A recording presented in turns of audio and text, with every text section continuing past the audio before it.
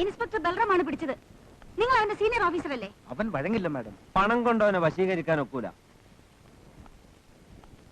മണി പവറും മസിൽ പവറും തോറ്റെടുത്ത് മാഡം വിജയിച്ചിട്ടുണ്ട്. ഞാനൊന്ന് നോക്കട്ടെ.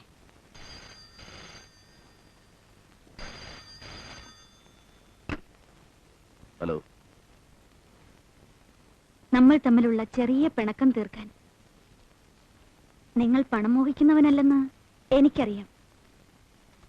എനിക്ക് സ്വകാര്യമായിട്ട് ആളെ ഒന്ന് കാണണം. ഒരു മോഹം. ഇഷ്ടപ്പെട്ടല്ലേ വിളിക്കുന്നത്? ഇവിടെ എന്താ കുഴപ്പം? എന്നെ കാണാൻ മോഹം ഉണ്ടെങ്കിൽ ഇങ്ങോട്ട് വരണം.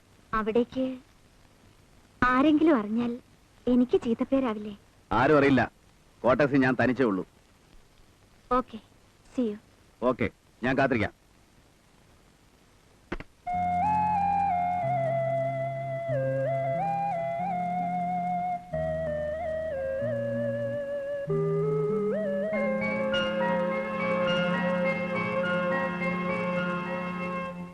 ഇരിക്കൂ. നിങ്ങളുടെ മകൾ ഇവിടെ പഠിക്കുന്നുണ്ടല്ലോ, അമൃത. യെസ്. എന്താ? പറയുമ്പോ വിഷമം തോന്നരുത്. നിങ്ങൾ മകളുടെ ടീച്ചർ വാങ്ങിക്കണം. എന്തിന്? മിസ്റ്റർ, പണത്തിന് വേണ്ടിയല്ല ഞാൻ ഈ സ്ഥാപനം നടത്തുന്നത്. ഈ ഇൻസ്റ്റിറ്റ്യൂഷൻ ഒരു സ്റ്റാറ്റസ് ഉണ്ട്. ഒരു കുട്ടിക്കാരൻ അത് നശിക്കാൻ ഞാൻ അനുവദിക്കില്ല. വളച്ചുകെട്ടാതെ കാര്യം പറയണം. എന്റെ മകൾ എന്ത് നശിപ്പിച്ചെന്നാണ് പറയണം. പറയാം, നിർബന്ധമാണെങ്കിൽ. നിങ്ങളുടെ ഭാര്യയുടെ പേര് സീത എന്നല്ലേ? ഒരു പഴയ കോവിലകത്തെ തമ്പുരാട്ടി. അതെ. അവർ വ്യഭിചാര കുറ്റത്തിന് പലതവണ ലോക്കപ്പിലും റിമാൻഡിലും കിടന്നിട്ടുണ്ടല്ലോ. മാഡം, അത്തരം ഒരു സ്ത്രീയുടെ മകളോടൊപ്പം കുട്ടികളെ ഇരുത്തി പഠിപ്പിക്കാൻ പേരൻസിന് ഇഷ്ടമല്ല. പ്ലീസ്, നിങ്ങൾ ആ ടി സി വാങ്ങിച്ചു പോകൂ. It is A request. ഇല്ല. അമ്മ പിഴച്ചവളാണെങ്കിൽ തന്നെ എന്റെ മകളെ തെറ്റ് ചെയ്തു. ഒന്നും അറിയാത്ത കൊച്ചു കുഞ്ഞല്ലേ, സൗകര്യമില്ല. മിസ്റ്റർ ബൽറാം, എന്റെ മകൾ ഇവിടെ തന്നെ പഠിക്കും. ടി സി വാങ്ങിക്കുന്ന പ്രശ്നമേ ഇല്ല. എങ്കിൽ ഞങ്ങൾക്ക് വേറെ വഴി ആലോചിക്കേണ്ടി വരും. എന്ത് വഴി? തന്തയോ തള്ളയോ ചെയ്ത കുറ്റത്തിന് അവരുടെ കുഞ്ഞിനെ നിങ്ങൾക്ക് ഒരു പുല്ലും ചെയ്യാവുക്കില്ല. ആവശ്യമില്ലാതെ എന്റെ മകളുടെ പേര് നടപടിയെടുത്താൽ നിങ്ങളെ ഞാൻ കോടതി കയറ്റും. കോടതി നിയമമൊക്കെ ഞങ്ങൾക്ക് അറിയാം മിസ്റ്റർ. കാണാം. ഞാൻ പറയുന്നത് കേൾക്കൂ. നമുക്ക് മോളെ മറ്റെവിടെയെങ്കിലും ചേർക്കാം. ആവശ്യമില്ലാതെ എന്തിനാ ഈ വഴക്ക്? സീതേ, മതി. ഇനി അത് ആവർത്തിക്കണ്ട. നിങ്ങളുടെ ഈ വാശിക്കിടയിൽ ദുരിതം അനുഭവിക്കുന്നത് എന്റെ മോളാ. ക്ലാസ്സിൽ അവളെ മാറ്റി നിർത്തുന്നു. മറ്റു കുട്ടികളെ അവളോടൊപ്പം കളിക്കാനോ മിണ്ടാനോ പോലും ടീച്ചർമാർ സമ്മതിക്കുന്നില്ല. ഇതൊക്കെ മോള് വന്ന് കരഞ്ഞു പറയുന്നത് എന്നോടാ. ബുദ്ധി ഉറയ്ക്കാത്തൊരു കുഞ്ഞിനോട് ഇങ്ങനെ പകവയ്ക്കുന്ന ആളുകളുടെ ഇടയിലേക്ക് എന്തിനാ മോളെ അയക്കുന്നത്? അയക്കണം. ആ മാഡം നിന്നെ പറ്റി എന്റെ മുഖത്ത് നോക്കി പറയുന്ന മുഴുവൻ കേട്ട് സഹിച്ചവനാ ഞാൻ. ഉള്ളതല്ലേ പറഞ്ഞുള്ളൂ. ഞാൻ മോശപ്പെട്ട് ജീവിച്ചവളാണ്. ദേശീയെന്ന് വിളിച്ചാൽ പോലും തെറ്റില്ലല്ലോ. എന്തിനാ നീ തന്നെ എപ്പോഴും ഇതിങ്ങനെ വിളിച്ചു പോകുന്നത്? ഞാൻ ചെയ്ത പാപത്തിന്റെ ഫലം ഒരു ശാപം പോലെ മറ്റുള്ളവർ കൂടി അനുഭവിക്കേണ്ടി വരുമ്പോ അതെനിക്ക് സഹിക്കാൻ കഴിയുന്നില്ല. ഞാൻ സഹിച്ചോളാം എന്തും. എന്നാൽ ഈ അമ്മ കാരണം ദിവസവും ഉരുകി നശിക്കുന്ന ആ കുഞ്ഞിനെ കാണാൻ എനിക്ക് വയ്യ. നിർത്തുന്നുണ്ടോ നിന്റെ കരച്ചിലും പിഴിച്ചിലും? എന്താ നിനക്കിപ്പോ വേണ്ടത്? കുഞ്ഞിനെ അവിടെ നിന്ന് മാറ്റണം അല്ലേ? കൊണ്ടുപോയി ചേർത്തോ. ഏത് നരകത്തിലായാലും വിരോധമില്ല. തീർന്നില്ലേ?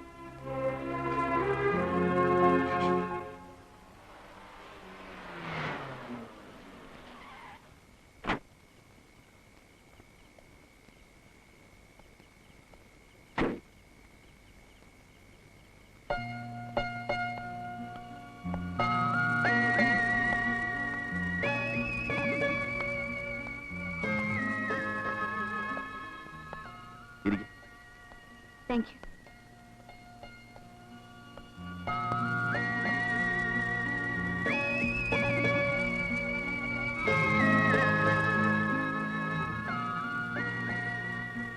മാഡം കുടിക്കില്ലേ? Occasionally, but not this stuff. ഇത് ഇന്ത്യൻ വിസ്കി അല്ലേ? നിങ്ങൾക്ക് ഫോറിനെ ഇഷ്ടപ്പെടുള്ളൂ എന്നറിയാം. പക്ഷേ ഇന്ന് എല്ലാ കാര്യത്തിലും എന്റെ ടേസ്റ്റ് ഷെയർ ചെയ്യുമെന്ന് കരുതി. ഓക്കെ.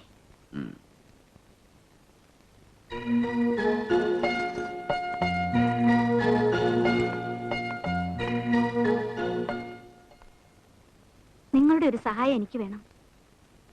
സഹദേവനെതിരെ ചാർജ് ചെയ്ത കേസിൽ എന്റെ പേര് വരരുത്. ഇല്ലെങ്കിൽ അനവധി കുട്ടികൾ പഠിക്കുന്ന ഒരു സ്കൂളിന്റെ സ്റ്റാറ്റസ് അത് കാരണം നശിക്കാനിടയാവും. എന്താ നിങ്ങൾ?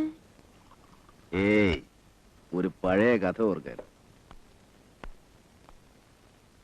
9 നാടുവാണ ഒരു കോവിലകത്തെ തമ്പുരാട്ടിക്കുട്ടി കുടുംബം പട്ടിണിയായപ്പോ ഒരു ജോലി തേടി തിരുവനന്തപുരത്ത് പോയ കഥ. താൻ വിശ്വസിച്ച് ആരുടെ ഒപ്പം പോയോ ആ നേതാവ് അവളെ ചതിച്ചു. പലരും ചേർന്ന് അവളെ ബലാത്സംഗം ചെയ്തു. എല്ലാം നഷ്ടപ്പെട്ട അവൾക്ക് പിന്നീട് ജീവിക്കാൻ വ്യഭിചാരം തൊഴിലാക്കേണ്ടി വന്നു. കുടുംബത്ത് ഒരു നേരമെങ്കിലും ആഹാരം ഉണ്ടാക്കി കൊടുക്കാൻ. അവളെ പഴി പറഞ്ഞ നിങ്ങൾ പണവും ഐശ്വര്യവും ആവശ്യത്തിലേറെ ഉണ്ടായിട്ടും അതേ തൊഴിൽ എന്തിന് ഇങ്ങോട്ട് ഇറങ്ങി തിരിച്ചു? ഇത് പറയാനാണോ താൻ എന്നെ ഇങ്ങോട്ട് ക്ഷണിച്ചത്? അല്ലാതെ നിന്റെ സൗന്ദര്യം കണ്ടിട്ടാണെന്ന് കരുതിയോ? എടോ, തനിക്കെന്നെ ശരിക്കും അറിയില്ല. ഉവ്, ഇടുക്കിക്കാര് ജാനു 17-ാം വയസ്സിൽ ബോംബെക്ക് പോയി മാമോസാമുക്കി മേരിയായത്, അവിടെ ശരീരം വിറ്റ് കഴിഞ്ഞത്, അവിടെ നിന്ന് അബ്ദുറഹിമാൻ എന്ന കള്ളക്കടത്തുകാരനോട് ഗൾഫിലേക്ക് ഇതിന് പകരം ഞാൻ നിന്നോട് ഒരു പുല്ലും ചെയ്യാൻ നോക്കില്ല. ഈ കേസിൽ സഹദേവനോടൊപ്പം നിന്റെ മുഖം മൂടി ഞാൻ വലിച്ചു കീറും. നമുക്ക് കാണാം. ആ കാണാം.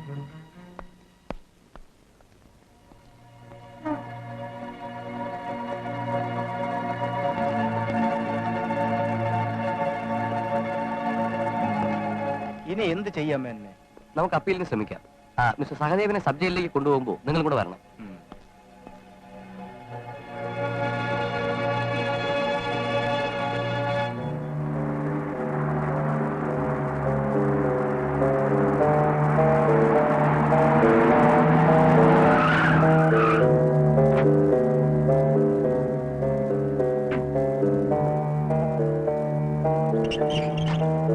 അദ്ദേഹം ഇവിടെ കാറിലിരിപ്പുണ്ട്. സൂപ്രണ്ട് സാറ് വന്നു. ഹലോ.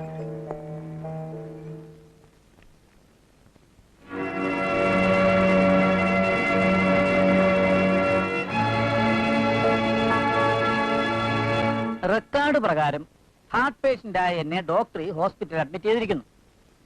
പക്ഷെ എന്റെ കിടപ്പ് ഉറക്കമൊക്കെ അങ്ങ് ഹോട്ടലിലായിരിക്കും. എനിക്ക് വിരോധമൊന്നുമില്ല. സാർ, സഹദേവൻ ആസ്പത്രിയില്ല, ഹോട്ടലിലാണ്. ഏത് ഹോട്ടൽ? ആരാ വരണം?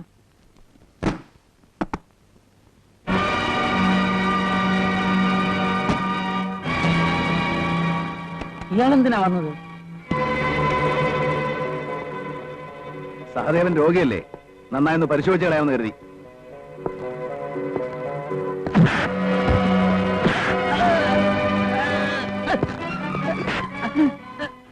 നിന്റെ റൗഡികൾ എന്റെ എല്ലൊടിച്ചു, അതിന് പകരം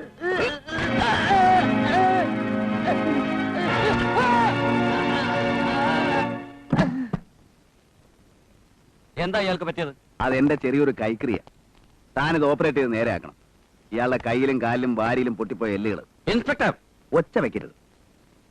രോഗിയില്ലാത്ത ഇയാളെ അഡ്മിറ്റ് ചെയ്ത് രേഖയുണ്ടാക്കിയ തനിക്കും ഇതൊരു വാണിംഗാണ്. ആവർത്തിച്ചാൽ ഇതുപോലെ ഡോക്ടറും രോഗിയാവും. സൂക്ഷിച്ചോ. Bloody fool. അല്ല, നിന്റെ ഭ്രാന്ത് ഇന്നത്തോടെ ഞാൻ നിർത്തും. മനുഷ്യനെ പീഡിപ്പിച്ച് കൊല്ലാക്കൊല ചെയ്ത് രസിക്കുന്ന നിന്റെ ജന്മവാസന ഇതോടെ അവസാനിപ്പിക്കും. സാർ എന്തായി പറയുന്നത്? താനല്ലോ ഇന്നലെ ആ സഹദേവനെ തല്ലി കാലൊടിച്ച് ആശുപത്രിയിൽ എത്തിച്ചത്. അതാണോ കാര്യം? വെറും ഒരു പെറ്റി കേസിന് ഇത്രയും ബഹളം വെക്കേണ്ട കാര്യമുണ്ട്? No, it is not a petty case. വധശ്രമത്തിനാണ് തന്റെ പേരിൽ കംപ്ലൈന്റ്. തനിക്ക് എന്ത് സമാധാനം പറയാനുണ്ട്? കോടതി തടവ് ശിക്ഷ വിധിച്ച സഹദേവനെ ജയിലിന്റെ പടി പോലും കാണിക്കാതെ അധികൃതർ ആശുപത്രിയിൽ എത്തിച്ചു. ഒരു രോഗമില്ലാത്ത അവനെ ആശുപത്രിക്കാർ ഹോട്ടലിലേക്ക് വിട്ടു. ഇത് ചോദിക്കാൻ ഈ നാട്ടിൽ ആണുങ്ങൾ ഉണ്ടാവുമെന്ന് കരുതി നല്ല തന്തയ്ക്ക് പറഞ്ഞ ഒരുത്തനെങ്കിലും ആരെയും കാണാത്തോണ്ട് ഒടുവിൽ എനിക്ക് തന്നെ അത് ചെയ്യേണ്ടി വന്നു. ശരിയാണ്, സഹദേവനെ കാലൊടിച്ച് ആശുപത്രിയിൽ എത്തിച്ചത് ഞാനാണ്, അല്ലാതെ അത് അയാളെ വധിക്കാനൊന്നുമല്ല. എന്തായാലും എനിക്ക് ആക്ഷൻ എടുക്കേണ്ടി വരും. ഇവിടെ വെച്ച് തന്നെ അറസ്റ്റ് ചെയ്ത് റിമാൻഡ് അയക്കേണ്ടി വരും. വരട്ടെ സാർ. ഇതിലും വലിയ കുറ്റത്തിന് നടപടിയെടുക്കാൻ, കൃഷ്ണപിള്ള വധക്കേസിലെ കൊലയാളികളെ ശിക്ഷിക്കാൻ വേണ്ടുന്ന തെളിവുകൾ സാർ ആവശ്യപ്പെട്ട സോളിഡ് എവിഡൻസും സിമന്റഡ് പ്രൂഫും ഞാൻ ഈ മേശപ്പുറത്ത് വെച്ചിട്ടും താൻ ഒന്നും വെച്ചില്ലടോ. അതിലും വലിയ എവിഡൻസ്, ഞെട്ടിക്കുന്ന രഹസ്യങ്ങൾ എന്റെ കയ്യിലുണ്ട്. ഉണ്ടാകുമല്ലോ. സ്റ്റേറ്റിനകത്തും പുറത്തുമുള്ള സീക്രട്ട് ഇൻവെസ്റ്റിഗേഷൻ ഏജൻസികളിൽ നിന്നും ഈ കസേരയിൽ ഇരിക്കുന്ന താങ്കൾക്ക് കിട്ടും. പോലീസ് കമ്മീഷണർ എന്ന നിലയ്ക്ക് ഞാൻ വെറും സർക്കിൾ 0 ഇൻസ്പെക്ടർ ആണല്ലോ. എന്നിട്ടും സാർ എന്തുകൊണ്ട് അവർക്കെതിരെ ആക്ഷൻ എടുക്കുന്നില്ല? ആർക്കെതിരായിട്ട് നടപടി എടുക്കണമെന്ന് തനിക്കറിയാമോ?